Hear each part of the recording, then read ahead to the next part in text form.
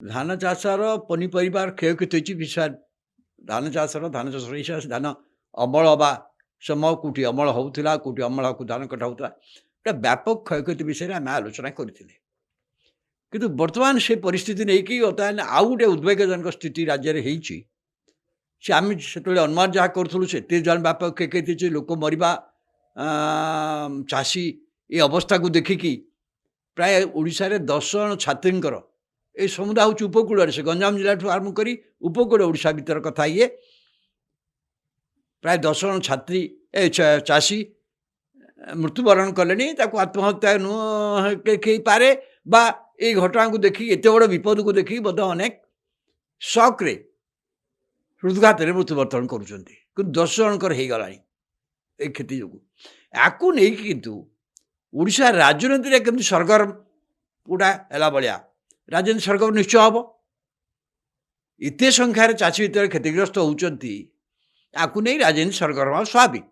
Statement counter statement, କିନ୍ତୁ ସବୁଠୁ ବଡ଼ କଥା ୟା ଉପରେ ଯେତେବେଳେ ଆଲୋଚନା ହେଲା ଏବଂ ନବୀନ ପଟ୍ଟନାୟକ ନିଷ୍ପତ୍ତି କରିଦେଲେ ସିଏ ଯିବେ 30 ତାରିଖରେ, ତା ପୂର୍ବରୁ ରାଜ୍ୟ କ୍ୟାବିନେଟ୍ ନିଷ୍ପତ୍ତି ନେଇ ନିଜେ ମୁଖ୍ୟମନ୍ତ୍ରୀ ଏବଂ ରାଜ୍ୟର ମନ୍ତ୍ରୀମାନେ ଏହିସବୁ ଅଞ୍ଚଳକୁ ମଧ୍ୟ ଗସ୍ତ କଲେ।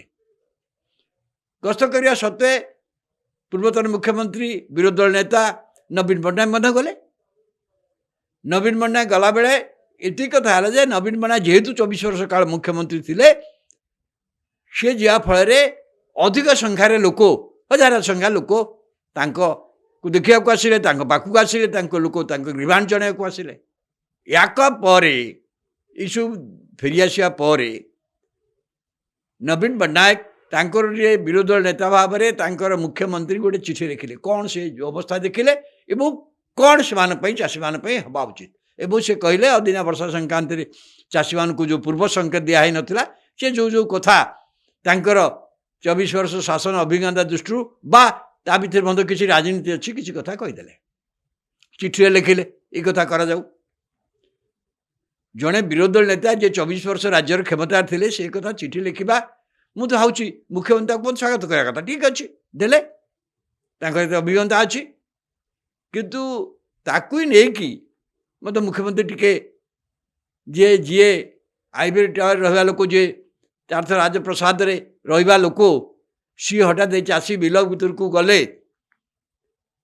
ଏଇଟା ରାଜନୀତି କହିବାକୁ ଗୋଟେ ପରୋକ୍ଷରେ ସମାଲୋଚନା, କିନ୍ତୁ ମୁଁ ଭାବୁଛି ସେଭଳି ଦରକାର ନାହିଁ। କଥା ହେଉଛି ବିରୋଧୀ ଦଳ ନେତା ଯାଇପାରିବେ, କିଛି ଅସୁବିଧା ନାହିଁ। 24 ବର୍ଷ ମୁଖ୍ୟମନ୍ତ୍ରୀ ଦେଲେ ସେ ବି ଯାଇପାରିବେ, ଗଲା କିଛି ଅସୁବିଧା ନାହିଁ। ଯଦି ତାଙ୍କର କିଛି ବିଜ୍ଞତା ଅଛି, ଯଦି ତାଙ୍କର କିଛି ଉପଦେଶ ଅଛି, ଦିଅନ୍ତୁ। କିନ୍ତୁ ରାଜ୍ୟ ସରକାରଙ୍କୁ ମୁଁ ଧନ୍ୟବାଦ ଦେବି, ମୋହନ ଚରଣ ମାଝୀଙ୍କ ସରକାରକୁ। ସିଏ ଇମିଡ଼ିଏଟଲି ପରିସ୍ଥିତିର ସଙ୍ଗୀନତାକୁ ଏତ ଲୋକମାନଙ୍କ ପଞ୍ଜୀକରଣ କରନ୍ତୁ, ଯେଉଁମାନେ କ୍ଷତିଗ୍ରସ୍ତ ଲୋକ ପଞ୍ଜୀକରଣ ଚାଲିଲା, ପଞ୍ଜୀକରଣ ଦିନ ବି ବଢ଼େଇଲେ, ଶିଶୁକୁ ନିଷ୍ପତ୍ତି କଲେ। ଗତକାଲି କୃଷକ କନକ୍ଲେଭରେ ସେ ଘୋଷଣା କଲେ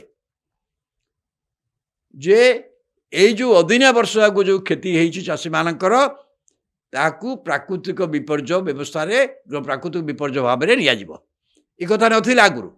ଆପଣ ଏଇ ଅଧ୍ୟାୟରେ ମୁଁ ତ ସେତେବେଳେ ଆଲୋଚନା କରିଥିଲି, ସେତେବେଳେ ମଧ୍ୟ କହିଥିଲି ଯେ ଅଦିନିଆ ବର୍ଷାରେ ମଧ୍ୟ ପ୍ରାକୃତିକ ବିପର୍ଯ୍ୟୟ ପାଣ୍ଠିରୁ ଦିଆଯାଇପାରିବ ଏବଂ ପ୍ରାକୃତିକ ପାଣ୍ଠିରୁ ଦେବାକୁ ହେଲେ ଏଇଟା ଗୋଟେ ଅଦିନିଆ ବର୍ଷାଟା ଯୋଗୁଁ କ୍ଷତିଟାକୁ ଗୋଟେ ପ୍ରାକୃତିକ ବିପର୍ଯ୍ୟୟ ଭାବରେ ଗ୍ରହଣ କରିବାକୁ ପଡ଼ିବ, ଯେଉଁଟାକୁ ରାଜ୍ୟ ସରକାର ମୋହନ ଚରଣ ମାଝୀଙ୍କ ସରକାର କରିଛନ୍ତି।